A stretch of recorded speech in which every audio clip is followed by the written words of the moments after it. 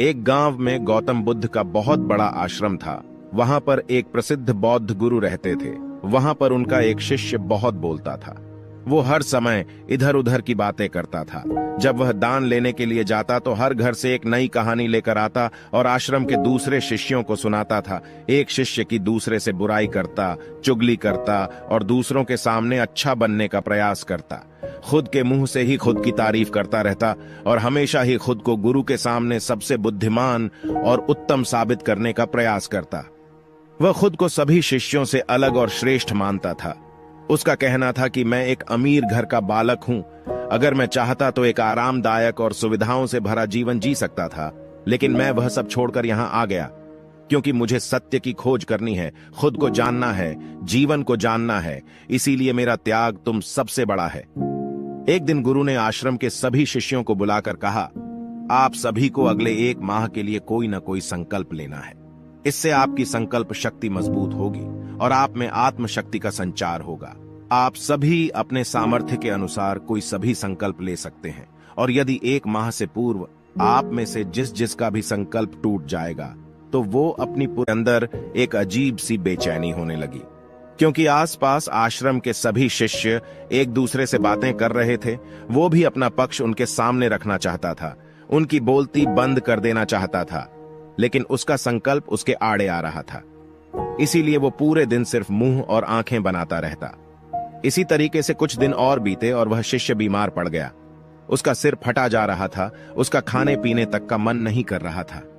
वह सिर्फ बोलना चाहता था। वह गुरु के पास गया और उनके सामने बैठकर लिखकर उन्हें बताया, गुरुदेव मैं बोलना चाहता हूं, बिना बोले। मुझे सांस नहीं आ रही, मेरा दम घुटता जा रहा है, मैं अंदर ही अंदर पागल हुआ जा रहा हूं। मैं क्या करूं? संकल्प तोड़ दूं क्या? यह पढ़कर गुरु मुस्कुराए और बोले, संकल्प तो तोड़ने के लिए ही होते हैं, लेकिन जो अपने संकल्प को पूरा कर लेता है वही अपनी आंतरिक शक्ति को बढ़ाता है, और जो अपनी आंतरिक शक्ति को बढ़ा लेता है वो समझ और जागृति की राह पर आगे बढ़ जाता है। संकल्प का लेना भी तुम्हारे हाथ में था और इसे तोड़ना भी तुम्हारे ही हाथ में है।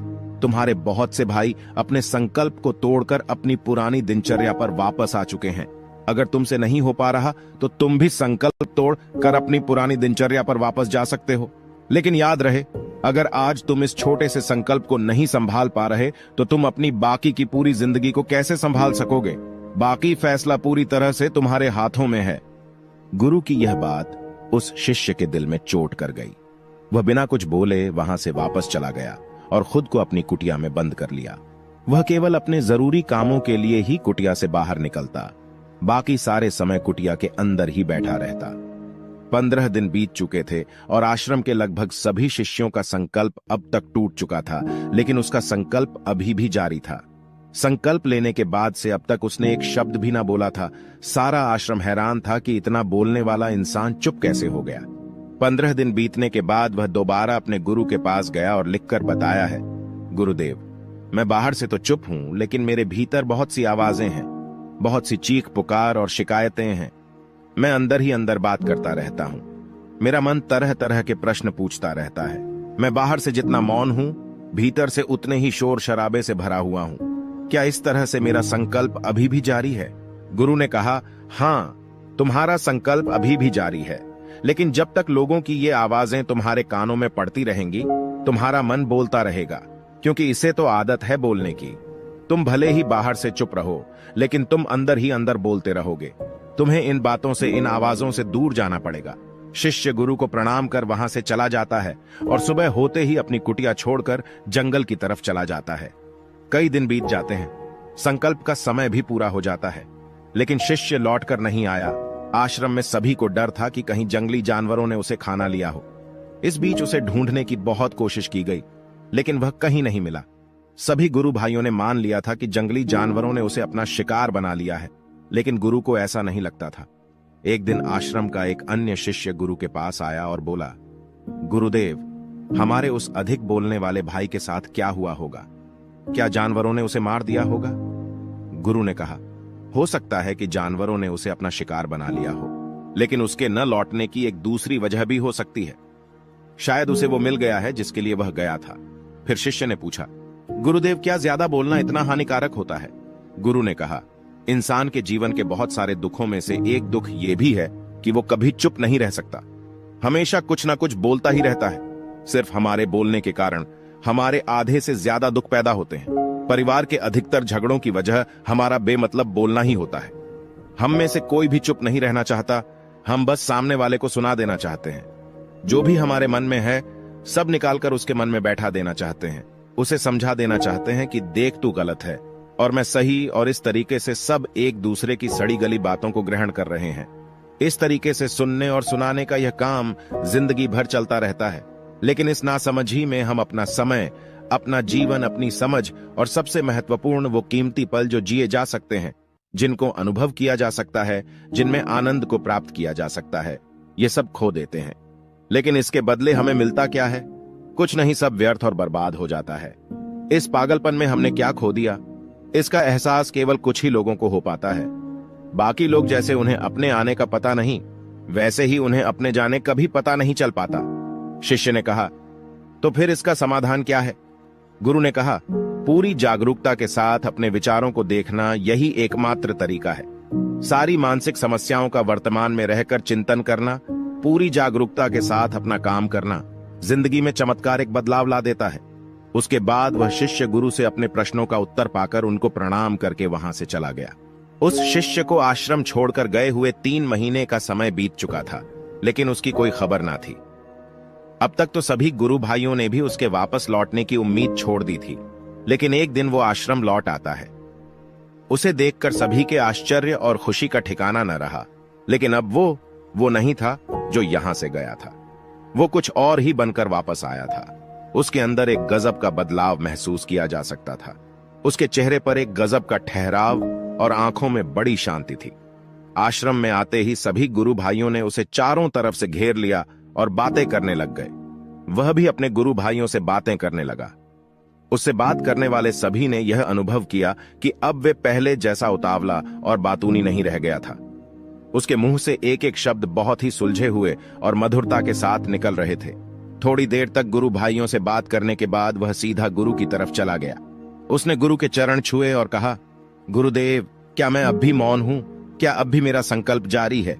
गुरु ने कुछ देर तक शिष्य की आंखों में बड़े ध्यान से देखा और कहा, हां, तुम अब भी मौन हो। तुम्हारे मुंह से एक भी शब्द निकल नहीं रहा और तुम्हारा संकल्प अभी भी जारी है। शिष्य ने कहा, गुरुदेव, जब मैं आश्रम से गया तो मैं मुंह से तो चुप था, लेकिन मेरे अंदर बहुत सी आवाजें थीं। मन में बहुत से प्रश्न थे और वो बंद नहीं हो रहे थे, तो मैं जंगल में चला गया, इस उम्मीद से कि वह मुझे शांति मिलेगी और मेरे मन की बकबक कम हो जाएगी। लेकिन मैं जितना एकांत में जाता गया, मेरे अंदर की आवाज उतनी ही तेज होती गई। मेरे भीतर की पुरानी से पुरानी आवाज मुझे सुनाई देने लगी। तब जाकर मैंने महसूस किया कि मैं कितना गलत कर रहा था। जब मैं अपने परिवार वालों, दोस्तों को और गुरु भाइयों को बुरा भला कहता था, तो उस समय मुझे लगता था कि मैं सही कह रहा हूं। जब मैं गुरु भाइयों की एक दूसरे से चुगली करता हूं और उनका मजाक बनाता, तब भी मुझे यही लगता था कि मैं उनसे बेहतर हूं और मैं सही कर रहा हूं। लेकिन उस दिन मैंने पहली बार महसूस किया कि मैं कितना गलत बोलता था। काफी दिनों तक ये आवाजें, ये शिकायतें मेरे अंदर चलती रहीं, लेकिन धीरे धीरे करके एक दिन ये सारी आवाजें मेरे अंदर से समाप्त हो गईं। अब मैं भीतर से भी मौन हो गया। उस घने जंगल में बाहर से कोई बोलने वाला था नहीं और भीतर कोई आवाज बची ही नहीं थी, और मैं उस दिन पहली बार मौन का सही अर्थ समझा। मेरे चारों तरफ बहुत शांति थी। हालांकि अभी भी कुछ आवाजें आ रही थीं, जो पहले भी आती थीं, लेकिन मैं उन्हें सुन नहीं पाता था। पर अब वह सभी आवाजें मुझे स्पष्ट रूप से सुनाई दे रही थीं।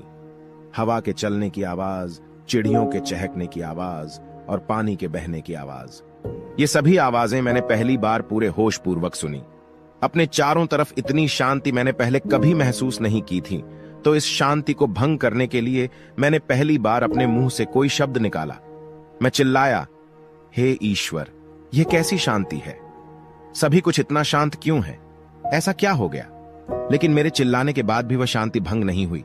सब कुछ पहले के जितना ही शांत था, बाहर भी और भीतर भी।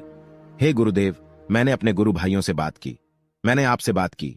मैं बोल रहा हूं, मैं चल रहा हूं, मैं सब कुछ देख रहा हूं, लेकिन मैं अपने भीतर एकदम एकांत में हूं, मौन में हूं। भीड़ में होता हूं, तब भी भीतर से अकेला एकांत में होता हूं। जब मैं खुद में भी शोर करना चाहता हूं, तब भी एकांत में ही होता हूं।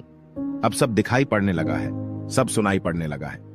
गुरु ने कहा, जब तक हम बाहर की तरफ बोलते रहेंगे भीतर अशांति ही रहेगी, लेकिन जिस दिन हम भीतर की तरफ मुड़ जाएंगे तब हमारे मुंह से कुछ भी निकलेगा, हम शांत ही रहेंगे। दुनिया में जितनी भी बुराइयां हैं ज्यादातर हमारे बोलने से ही उत्पन्न होती है, क्योंकि हम चुप रहना नहीं चाहते। हम जितनी जरूरत है उससे कहीं ज्यादा बोलते हैं। हम सामने वाले को सुनना नहीं चाहते, बल्कि उसकी बोलती बंद कर देना चाहते हैं। उसे समझा देना चाहते हैं कि मैं कौन हूं, मैं क्या कर सकता हूं, और यही हमारी जिंदगी का मकसद बनकर रह जाता है। हमारी सारी ऊर्जा इस व्यर्थ के बोलने में बर्बाद होती रहती है। ऐसे ही समाज में लोगों का जीवन दुखों से भर जाता है, जो हमेशा एक दूसरे को सुनाने में लगे रहते हैं। कभी एक दूसरे को सुनना नहीं चाहते, समझना नहीं चाहते, और चुप रहना तो उन्होंने कभी सीखा ही नहीं, क्योंकि चुप रहना उन्हें छोटा महसूस करवाता है।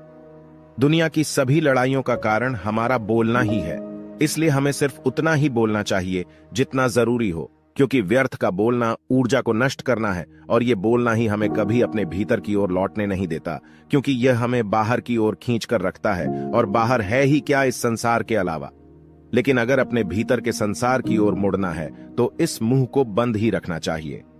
इसीलिए जितने भी बुद्ध हुए, आत्मज्ञानी हुए, वो सभी एकांत की ओर भागे, ताकि उन्हें ज्यादा ना बोलना पड़े, ज्यादा सुनना ना पड़े।